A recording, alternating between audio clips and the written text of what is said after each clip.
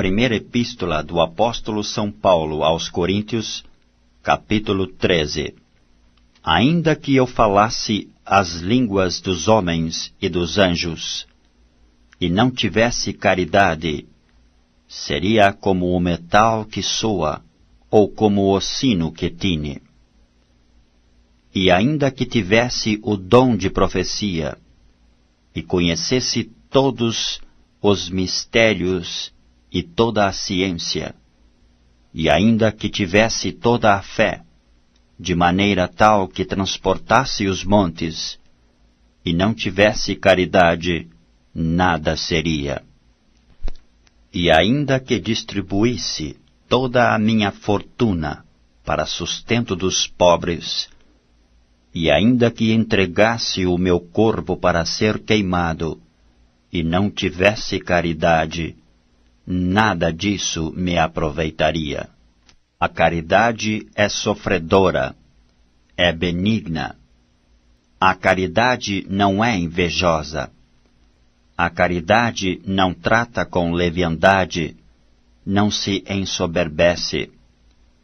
Não se porta com indecência, não busca os seus interesses, não se irrita, não suspeita mal. Não folga com a injustiça, mas folga com a verdade. Tudo sofre, tudo crê, tudo espera, tudo suporta.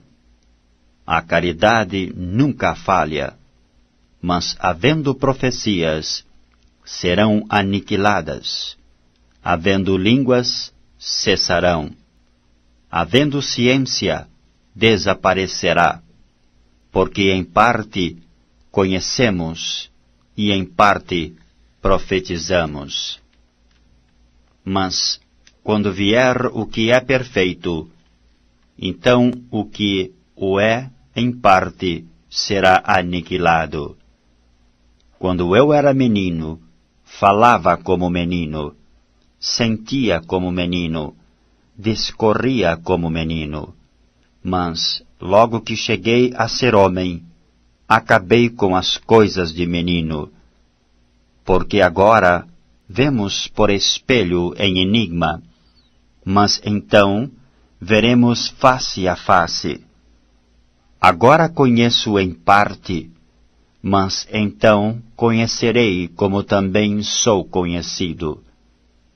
Agora, pois, permanecem a fé, a esperança e a caridade, estas três.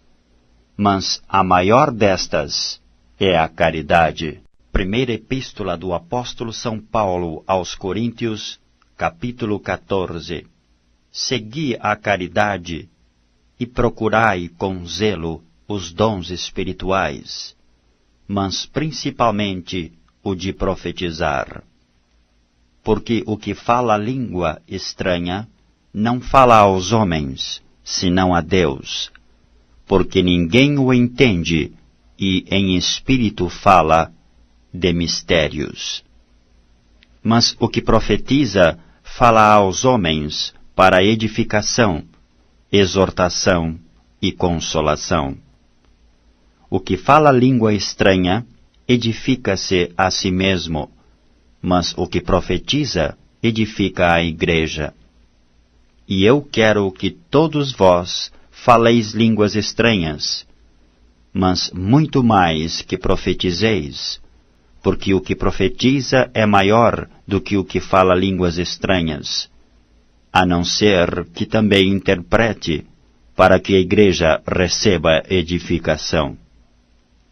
E agora, irmãos, se eu for ter convosco falando línguas estranhas, que vos aproveitaria, se vos não falasse, ou por meio da revelação, ou da ciência, ou da profecia, ou da doutrina?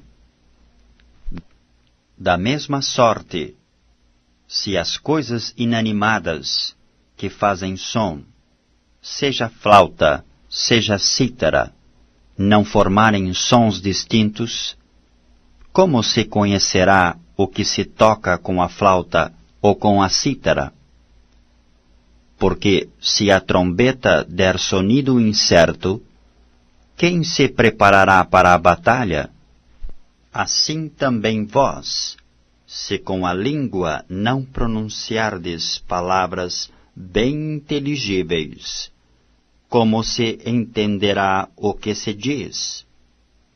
Porque estareis como que falando ao ar.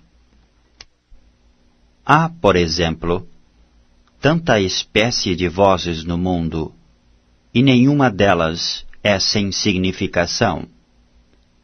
Mas, se eu ignorar o sentido da voz, serei bárbaro para aquele a quem falo, e o que fala será bárbaro para mim.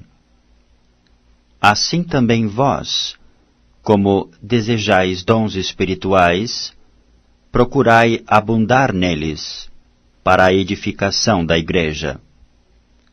Pelo que, o que fala língua estranha, ore para que a possa interpretar. Porque se eu orar em língua estranha, o meu espírito ora bem, mas o meu entendimento fica sem fruto. Que farei, pois? Orarei com o espírito, mas também orarei com o entendimento. Cantarei com o espírito, mas também cantarei com o entendimento. Doutra maneira, se tu bendisseres com o espírito, como dirá o que ocupa o lugar de indouto? O amém sobre a tua ação de graças, visto que não sabe o que dizes? Porque realmente tu dás bem as graças, mas o outro não é edificado. Dou graças ao meu Deus, porque falo mais línguas do que vós todos. Todavia, eu antes quero falar na igreja 5 palavras na minha própria inteligência, para que possa também instruir os outros, do que 10.000 palavras em língua desconhecida. Irmãos, não sejais meninos no entendimento, mas sede meninos na malícia, e adultos no entendimento. Está escrito na lei: por gente doutras línguas, e por outros lábios, falarei a este povo, e ainda assim me não ouvirão, diz o Senhor.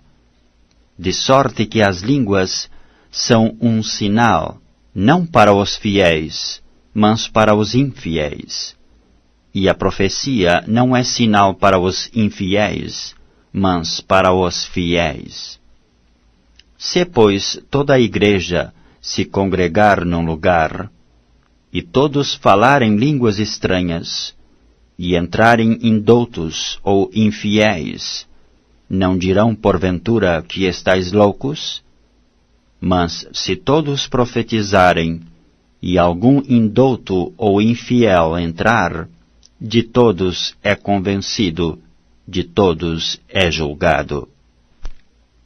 Os segredos do seu coração ficarão manifestos, e assim, lançando-se sobre o seu rosto, adorará a Deus, publicando que Deus está verdadeiramente entre vós. Que fareis, pois, irmãos? Quando vos ajuntais, cada um de vós tem salmo, tem doutrina, tem revelação, tem língua, tem interpretação. Faça-se tudo para a edificação. E se alguém falar língua estranha, faça-se isso por 2, ou quando muito 3, e por sua vez, e haja intérprete.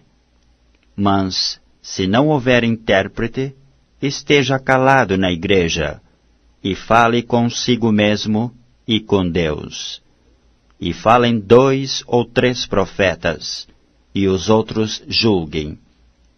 Mas se a outro, que estiver assentado, for revelada alguma coisa, cale-se o primeiro, porque todos podereis profetizar, uns depois dos outros, para que todos aprendam e todos sejam consolados. E os espíritos dos profetas estão sujeitos aos profetas, porque Deus não é Deus de confusão, senão de paz, como em todas as igrejas dos santos. As mulheres estejam caladas nas igrejas, porque lhes não é permitido falar, mas estejam sujeitas, como também ordena a lei. E se querem aprender alguma coisa, interroguem em casa a seus próprios maridos, porque é indecente que as mulheres falem na igreja. Porventura saiu dentre vós a palavra de Deus? Ou veio ela somente para vós? Se alguém cuida ser profeta ou espiritual, reconheça que as coisas que vos escrevo são mandamentos do Senhor. Mas se alguém ignora isto, que ignore. Portanto, irmãos, procurai com zelo profetizar, e não proibais falar línguas, mas faça-se tudo decentemente e com ordem.